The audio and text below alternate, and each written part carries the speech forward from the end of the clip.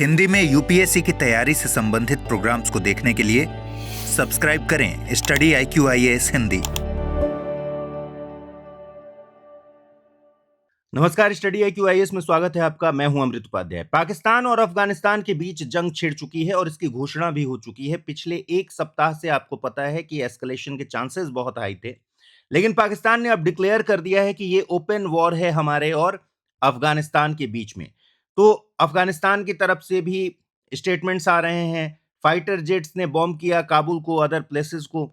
ये अब जो हालात हैं भारत के लिए भी चिंताजनक है, क्योंकि दोनों भारत के पड़ोसी मुल्क हैं और दोनों के बीच में एस्केलेशन होना, भारत क्या स्टैंड लेता है इसको देखना होगा। देखिए, पूरी खबर इवॉल्विंग है, तो धीरे धीरे और भी खबरें इसमें ऐड होती रहेंगी, अपडेट होती रहेंगी। फिलहाल ये है कि ये ओपन वॉर सिचुएशन है, यानी पाकिस्तान अफगानिस्तान के बीच युद्ध छिड़ चुका है। 27 फरवरी 2026 को ये खबर आई है। हवाई हमले हुए हैं, सैन्य कार्रवाई और सीमा पर भारी तनाव की स्थिति है। यही डूरंड रेखा है। डूरंड रेखा जो पाकिस्तान और अफगानिस्तान के बीच 2640 किलोमीटर की रेखा है। ब्रिटिश इंडिया के जो फॉरेन सेक्रेटरी हुआ करते थे, सर मॉर्टिमर डूरंड, उन्हीं के नाम पर इस रेखा को रखा गया है, डूरंड लाइन। और इस रेखा को लेकर हमेशा तनाव रहता है। क्यों तनाव रहता है?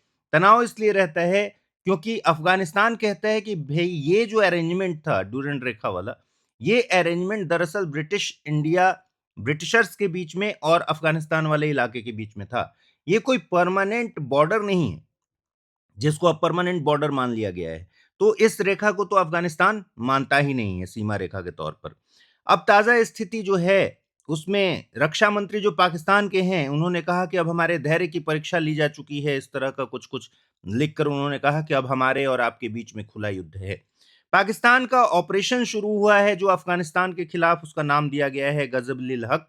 और अफगानिस्तान ने जवाबी कार्रवाई में सीमा चौकियों पर बड़े पैमाने पर आक्रामक अभियान चलाए हैं। दोनों तरफ से दरअसल रिटेलिएशन चल रहा है। काबुल में धमाके हुए, सीमा पर भारी गोलीबारी हुई। वर्तमान हालात ये भी है। संघर्ष का ये जो नक्शा है, ये मैंने बताया कि असली लड़ाई ये डूरंड रेखा के आसपास से बमबारी होती रहती है, क्योंकि यही सीमा रेखा है दोनों के बीच में। और जो धमाके हुए हैं वो कांधार में भी हुए हैं, काबुल में भी हुए हैं, काबुल की तरफ से पाकिस्तान वाले इलाके में भी हुए हैं। दोनों तरफ से जमीनी संघर्ष और हवाई हमला दोनों चल रहा है। एस्केलेशन कैसे शुरू हुआ? रविवार को पिछले रविवार को पाकिस्तान ने टीटीपी शिविरों पर हवाई हमले किए थे। टीटीपी क्या है? तहरीके तालिबान पाकिस्तान, जो कि वहां का एक एक्सट्रीमिस्ट ग्रुप है। अफगानिस्तान से ये ऑपरेट करता है। तो टीटीपी के शिविरों पर हवाई हमले किए गए पाकिस्तान के द्वारा। ठीक है। जवाबी कार्रवाई में अफगानिस्तान ने पाकिस्तान की चौकियों पर हमला किया और शुक्रवार की सुबह काबुल और कांधार में फिर पाकिस्तानी जेट्स ने बमबारी कर दी। अब फाइनली पाकिस्तान ने कहा कि भाई ये ओपन वॉर की सिचुएशन आ गई है। दोनों तरफ के दावों में विरोधाभास आया, क्योंकि हताहतों के आंकड़े अलग अलग आते हैं और ऑब्वियसली पाकिस्तान इस मामले में माहिर है कि हमेशा ही दावों को मैनिपुलेट करता है। पाकिस्तान ने दावा किया है 133 अफगान तालिबान मारे गए हैं।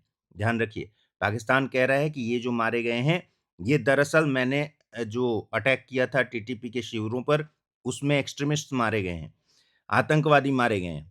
जबकि अफगानिस्तान का दावा है कि ये नागरिक हताहत हुए हैं जिनको भी मारा गया है। दूसरी तरफ पाकिस्तान कह रहा है 2 पाकिस्तानी सैनिक शहीद हो गए। अफगानिस्तान कह रहा है 55 पाकिस्तानी सैनिक मारे गए। पाकिस्तान का कहना है 200 से ज्यादा घायल हुए हैं।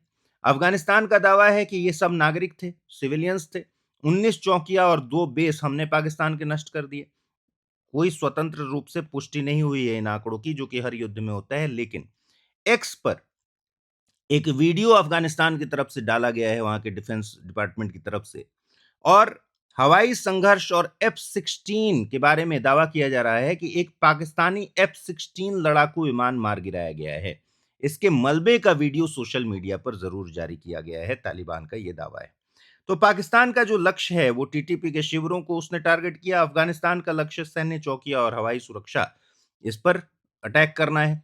युद्ध के जो तात्कालिक कारण दिख रहे हैं, पाकिस्तान का पक्ष है कि अफगानिस्तान आतंकवाद एक्सपोर्ट कर रहा है पाकिस्तान में और टीटीपी के हमले अब हम बर्दाश्त नहीं करेंगे। दूसरी तरफ अफगानिस्तान का पक्ष है कि पाकिस्तान हमारी संप्रभुता पर हमला कर रहा है और संप्रभुता का उल्लंघन है ये। रिहायशी इलाकों और नागरिकों को निशाना बनाया गया और हम इसको बर्दाश्त नहीं करेंगे। आगे देखना होगा कि इसमें क्या इंटरनेशनल जो बिरादरी है वो क्या मूव करती है, क्या उसमें हस्तक्षेप करती है। आजकल जानते हैं आप, ट्रंप लगातार जो दावा करते हैं उनका क्या स्टेटमेंट आता है, इंडिया का क्या स्टैंड होता है, ये सारी चीजें देखनी होंगी। ऐतिहासिक पृष्ठभूमि को देखें तो देखिए, डूरंड रेखा का सीमा विवाद शुरू हो गया था 1947 से ही, तनाव का ये कारण है। सोवियत और अमेरिकी हस्तक्षेप के दौरान भी पाकिस्तान अफगानिस्तान के संबंध नहीं सुधरे सुधरे और सीमा पर झड़पें रेगुलरली बनी हुई हैं।